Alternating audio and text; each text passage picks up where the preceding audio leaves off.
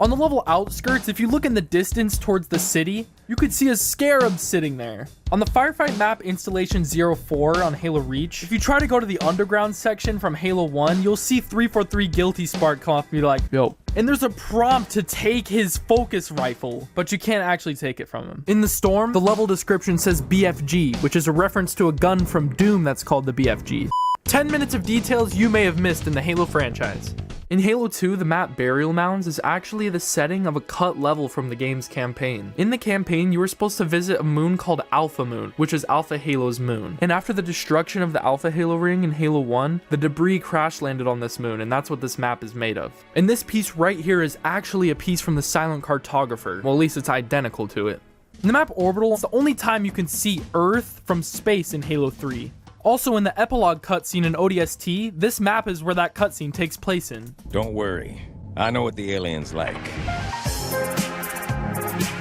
On the level Delta Halo, if you look in the distance, there's a massive wall. Well, that just isn't any wall. That's actually the Sentinel wall that the Arbiter visits in his next mission. And in that mission, the Sacred Icon, you are able to see where Master Chief was in the mission before. As you make your way through the Sentinel wall, you come across an Enforcer and you have to destroy it. Or you could just do this. Activate all 4 of the pistons and open the door. The game destroys it for you. And as you make your way outside, you can see a Sentinel factory getting blown up in the distance. The rubble from that factory crash lands in the snow, and that's what you end up traveling through in the level Quarantine Zone right afterwards. Did you know that you can fight Marines as the Arbiter? When you're traveling to the library, you can see a Pelican fly overhead. The Pelican is equipped with missiles, a Scorpion, and even a Marine in the back on a turret. And if you're in their sights, they'll try shooting at you. The Marines in this level act as AI. They aren't just a scripted event, which means you can technically fight the UNSC as the Arbiter. In the last mission of Halo Reach, Lone Wolf, if you turn around and look closely in the dust and fog, you can actually see the landing pad where the Pillar of Autumn took off from. On the level Exodus, in the ending section when you're on the beachfront, if you look in the distance, you can see where the level New Alexandria takes place.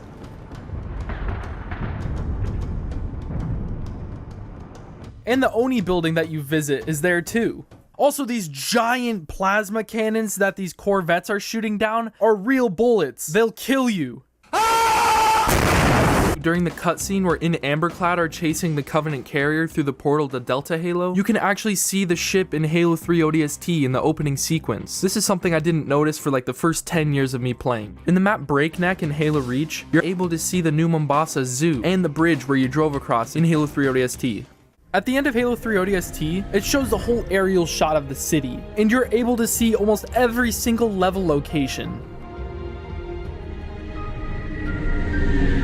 At the beginning of Uplift Reserve, when you see those ships flying overhead, those ships can actually be seen on the Halo 3 map Longshore. There's carriers in the distance, and if you look a little closely, those are the exact same ships. Also, in the distance across the waterway, you can see Old Mombasa, the area that you were in Halo 2 before crossing the bridge into New Mombasa. At the end of the level, when you're supposed to drive out of the zoo and jump into the city, if you look a little closely, it turns out that's just a 2D picture of the streets. The space elevator in the distance, I flew to it, and it's actually an in-game model. Everyone probably knows this, but just in case you didn't, you're able to take a ghost, chopper, or a warthog through the cutscene at the end. Scattered around the streets of New Mombasa are these little kiosks that just keep spitting out tickets, and they won't stop repeating the same line. Also, this next thing is something I didn't know until honestly a couple years ago. There's a supply cache hidden in the city that gives you a mongoose that you're able to drive around with. I used to always want to drive around New Mombasa with a mongoose. I never even knew this was in the game. And also, in a certain intersection of the city, there's a grunt driving a ghost that you can hijack, and you can drive the ghost as well. If you really take things slow in exploring the city, you can come across some really cool scripted events. Hold the creature still! Place the charge before I lose my grip. It's armed and ready to explode if any human gets too close. A worthy opponent. Like, what was the point of that? That's why I just hate brutes. Like, what the fuck was the point of killing my man? Also, did you know that you were able to complete Halo 3 ODST in almost any order? I didn't know that until I was exploring, and then I came across one of the pieces and I inspected it, and then I just got thrown into Oni Alpha Site, which is like halfway through the campaign, when I was actually supposed to be going to one of the first pieces. In the mission NMPD HQ, when you're on top of the high-rise buildings and Romeo gets attacked by the brute chieftain, the sniper gets thrown off the side, and when you're in the Rookies Billy's point of view, he comes across that sniper, but it just doesn't make sense how it landed there when there's no high-rise buildings anywhere near the spot he found it in. I mean, the sniper literally just grew wings and flew. The buildings are way too far away for the sniper just to fall there. Also in this level, if you look in the distance, you can see Oni Alpha's site on fire, which is really cool. If you're wandering around on the map District and it became a little too familiar, because it is. This map takes place in Old Mombasa, which you explore in Halo 2's campaign. So you're trekking through areas before they're war-torn. There's actually a lot of differences too. In the building straight ahead when you get outside, in multiplayer, there's a little room with windows, and in campaign, it's all closed off. There's also a sniper that's placed in there, which I don't think that was done on accident. I think it was done because Sergeant Johnson's got a sniper here as well. Just a little something I caught there.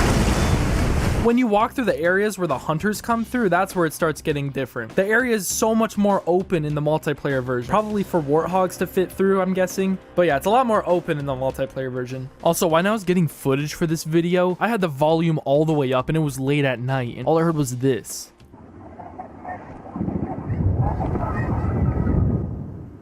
There's like radio chatter and screams in the distance. This is a background audio that you can hear in the maps that take place in New Mombasa. It's not just in this map, I heard this on Terminal too.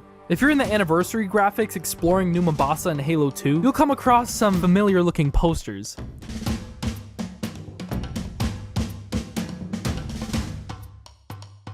On the map Colossus, if you look outside one of the windows at the gas storm down below, you'll hear this.